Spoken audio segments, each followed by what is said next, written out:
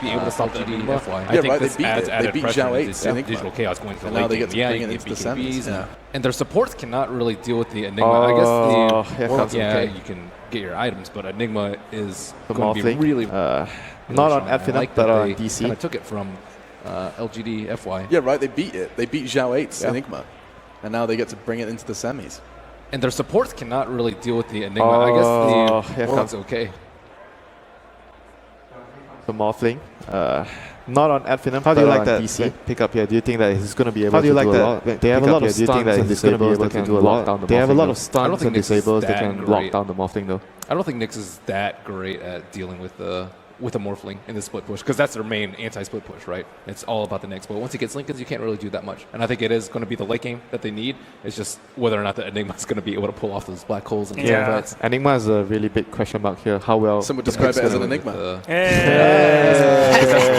All right, let's get into it, guys. It is time for our second semi-final. Our casters are chomping at the bit, and the voices that will be filling the Wang Theatre as this Dota game does go down are none other than gods and capitalists. So let's jump in with them and enjoy the Dota.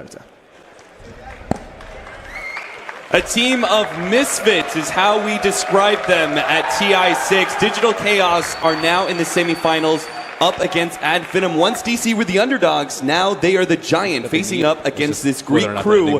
Looking at this draft, gods, are you feeling it? Digital Chaos have this last pick Morphling against Finem. They can definitely take this late. Is this good? All right, let's get into it, guys. DC, they like to put Rezo kind of on those big late game carries, be it the Naga we've seen a few times or the Morphling this game. He's had some very successful games on the Morphling itself, so I think it suits them. To me, it's more how they can react to the Finem pressure. You know this is a team that's going to be coming at you hard and fast in the mid game. They're going to hit these item timings where they get like the Mech on the Enigma, Life Silasats getting the Infest Bombs going with his armlet timing. Finem can be very scary to fight in the mid game if you're not ready for it, and that's when Morphling isn't quite ready to fight. He wants to split push, and the rest of DC have to kind of play 4v5. What about this change of pace from Finem with the last pick Enigma?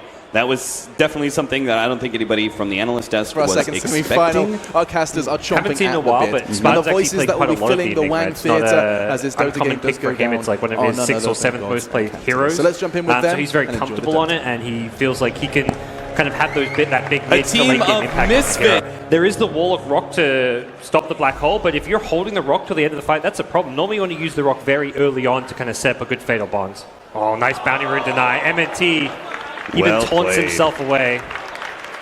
He'll make him really change of pace from Finem with the last pick Enigma. That was definitely something that I don't think anybody from the analyst desk was expecting. Kind of summons to deny even more. Haven't seen in a while, ultimately you're leeching quite a lot of speed. I think you're better off just uncommon rushing pick for him. It's like one of his 6 or 7 smoking out, using that black hole. So he's similar to like the Beastmaster jungle, where feels like hit that kind of have those big mid to late game impact on your hero. There is the wall Skylar does seem to be doing just stop fine the black by hole, but if you're himself. holding the Rock to the end of the fight, that's a problem. Normally you want to use the Rock very early on to kind of set up a good Fatal Level Bond. 2. Oh, nice bounty rune deny. Morphling is ever dangerous. Even taunts himself away. Early spike carapace is going to be blown. He'll make his way out, a bit more, and that means that our Dragonite is going to be Misery again, trying to contest the pull. The other bounty did go to the Nyx assassin, he managed to contest taken away by Misery.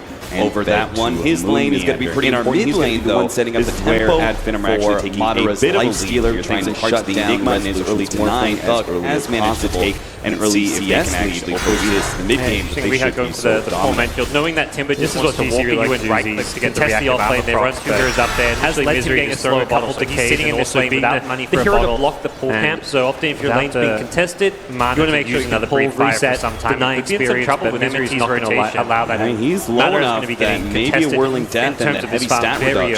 Very tanky though. Now, what do you think Spartan's going to be doing with his Enigma? Do you think he should be doing a similar scenario, popping out of that jungle area and helping out the Nyx assassin the way Misery's trying to help out the Batrider? Or do you think he just fully focuses on farm?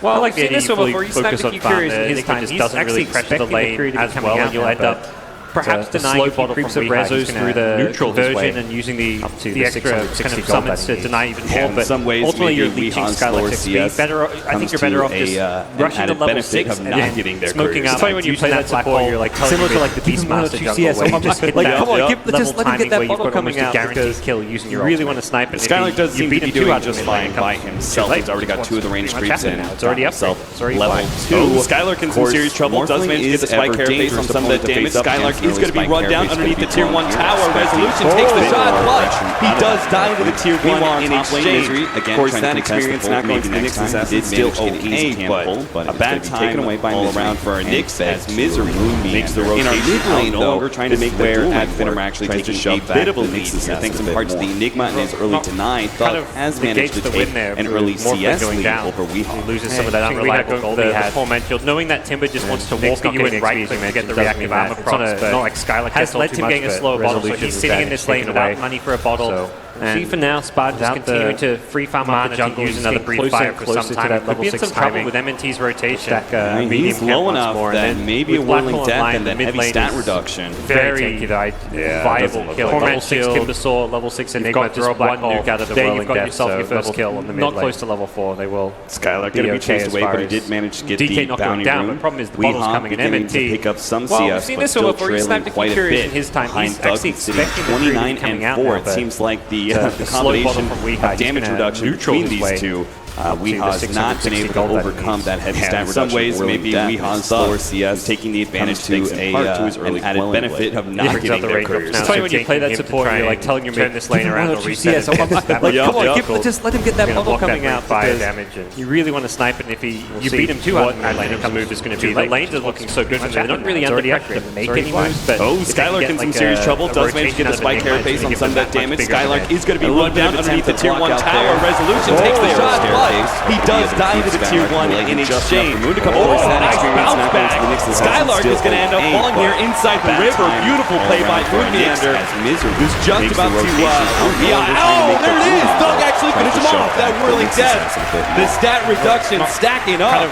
And Thug does manage to get that kill with the double damage. Some of that unreliable gold he had. Individual plays from both Moon there on the bat, and then we see the mid lane. Not like Skylark gets all too much solo kill on Weehawk. Taken away.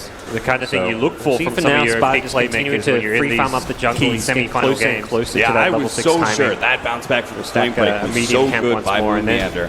And then we look over towards Ben, and I thought, oh, he's just TPing away. Looks like he should be fine. And boom, at the last half second, Thug is able to finish him off, and that is probably a much bigger kill. Yes, you got the Nyx assassin, great from Moonmeander, but a solo kill for Thug means so much. He's now level 7, max out Whirling Death, and has Conqueror, even a Dragon, and how tanky he is. It's going to have to be wary of this damage reduction between these two. Weehaw's not been able to overcome that heavy stat reduction of Whirling Death. This is a big telltale sign. Enigma has hit level 6 is smoking. That's a really nice way to use the scan now. Doesn't find a hero, but gives him the intel that this lane around. Where is this Enigma? Is he off ganking with the black hole? And when you don't see him at those camps, you damn well expect him to be rotating somewhere on the map. Yeah, they look the lanes and try and place a nice aggressive ward to be able to see rotations into the off-lane camp. A rotation out of Enigma is going to give them that much bigger. But on the Enigma jungle where the idol is such a clever way. This is a big telltale sign. Normally you typically expect level 6 Enigma to go towards the mid lane, kill the DK, and that's why Weehaw's like doesn't find the hero, but gives him the intel they're looking for. He's not in his jungle.